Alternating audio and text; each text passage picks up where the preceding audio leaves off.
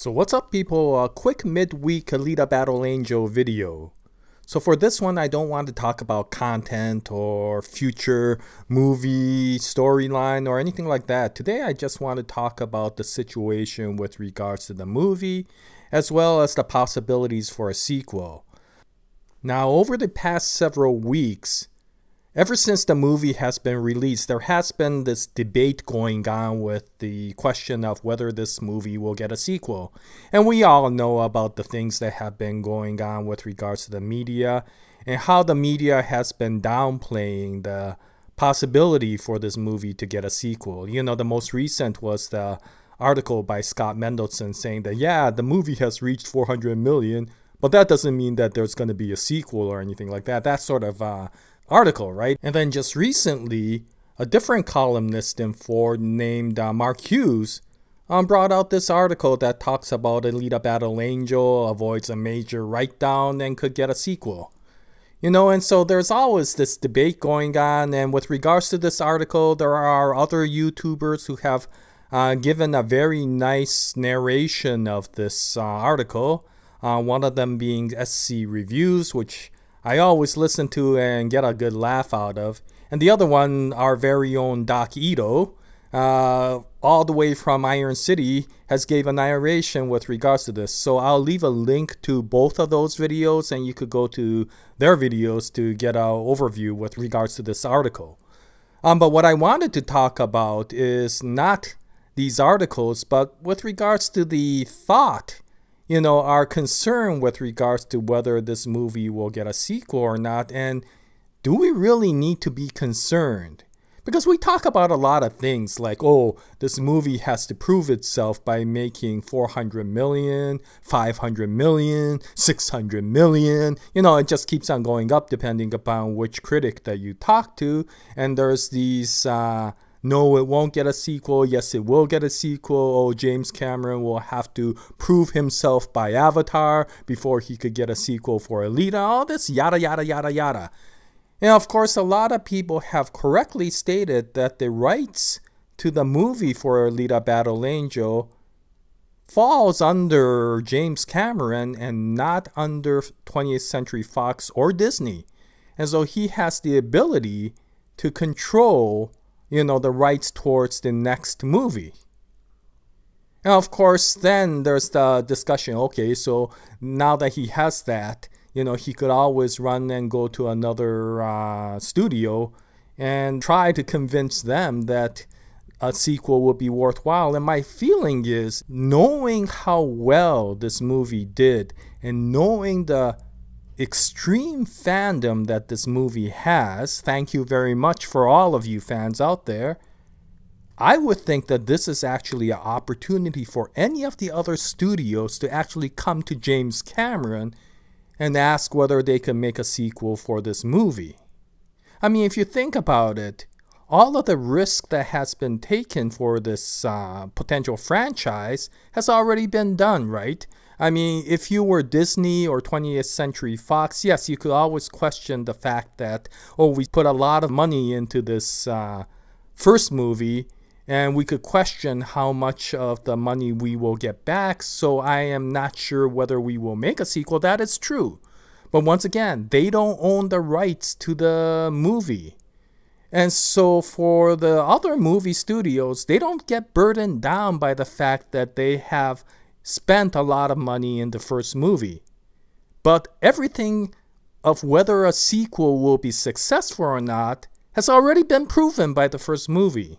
The first movie has already shown that even with the dramatic amount of money that has been made to make the first movie, it looks like at least it'll break even with the possibility of making a decent amount of profit through, you know, DVD sales and potential merchandise sales.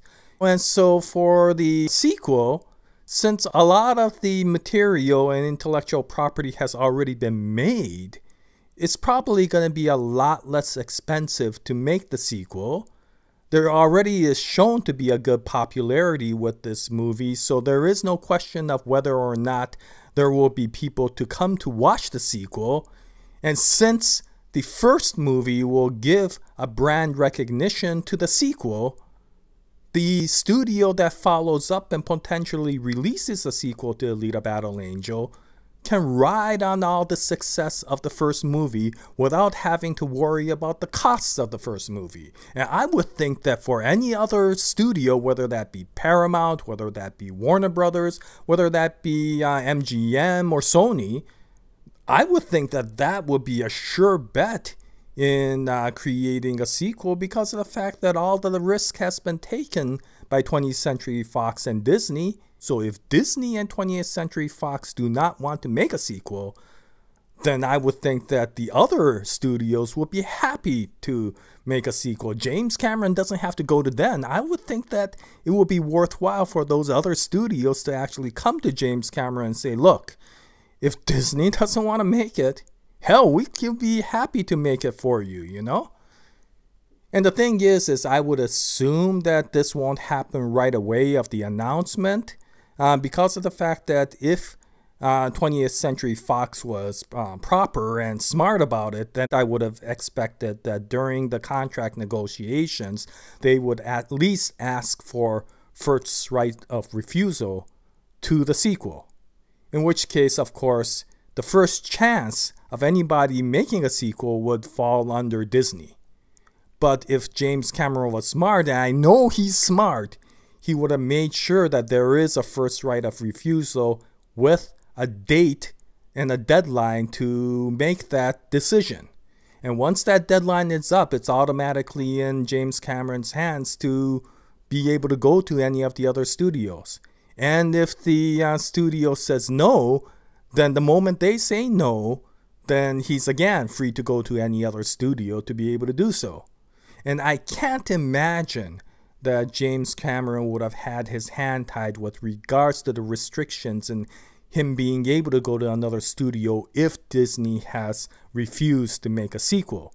So my feeling is that the absolute success that has come with regards to a no-name franchise, you know, to actually make this much amount of money and the initial costs of development already being done, this almost would be a no-brainer for another studio to come up and court James Cameron and say, yeah, let's make a sequel if Disney doesn't want to make it. And the nice thing about that is then that gives James Cameron a lot more negotiation headroom. I mean, he doesn't have to be hand-tied and say, well, if you're going to make a sequel, you have to follow our commands, you know. He's going to be able to be free to make a sequel in any way he wants, because if they don't want to do it, I got a feeling a lot of other studios would be happy to make a sequel for him. And once again, the big strong point is the rights for making the next movie isn't under the hands of Disney or 20th Century Fox. It's under the hands of James Cameron.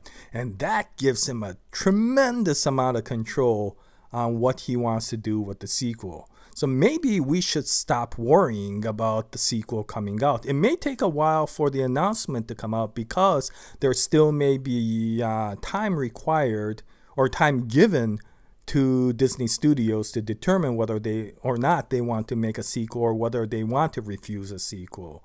I would expect that there is at least a deadline after the movies are released and all of the box office numbers come in, and maybe potentially even the DVD sales numbers come in, so that they can make a financial assessment to determine whether or not a sequel is done. So that may mean that it might take several weeks to maybe even several months before Disney has to make that decision. But I would think that somewhere in that contract there is a deadline, and within that deadline Disney has to make a decision. And if they decide to go with a sequel, fine, then go with a sequel and get out of James Cameron and Robert Rodriguez's way and let them make the movie that they want to make. And if they don't want to make a sequel, fine, then that gives the ability for all the other movie studios to take the advantage of the success that has come from this movie and ride on it.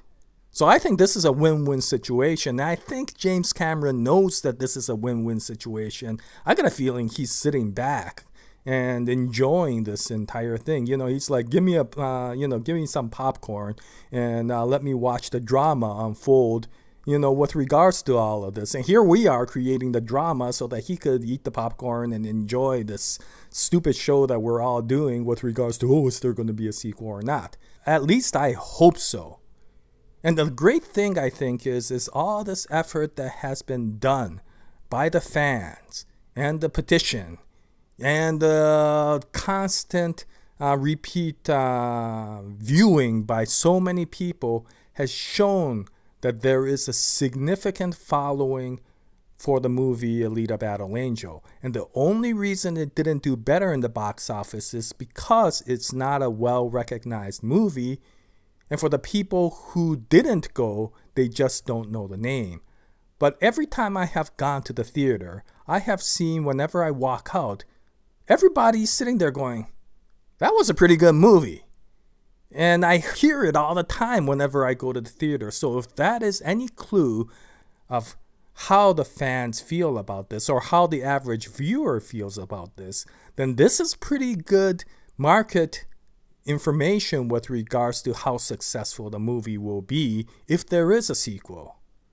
And so I'm going to relax. This probably will be the one video I talk about with regards to the sequel.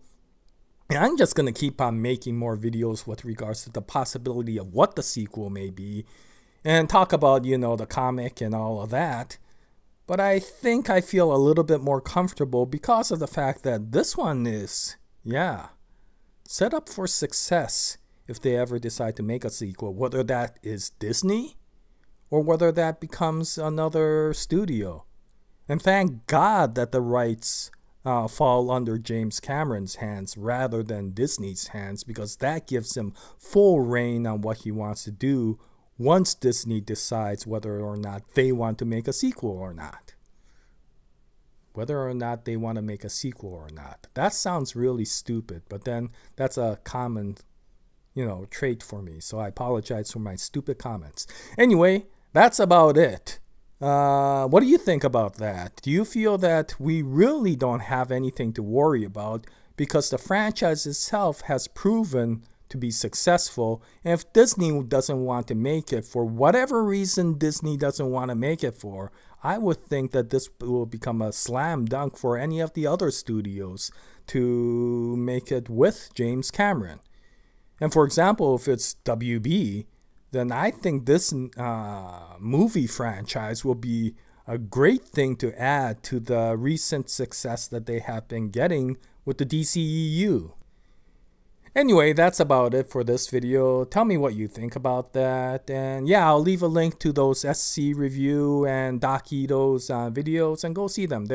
Those guys are pretty good YouTubers, and I enjoy watching their videos. So anyway, thank you very much for watching. I'll make more Battle Angel Alita videos in the future. I hope you join us at that time. And until the next time, happy movie going and Jaya, nice day, everyone.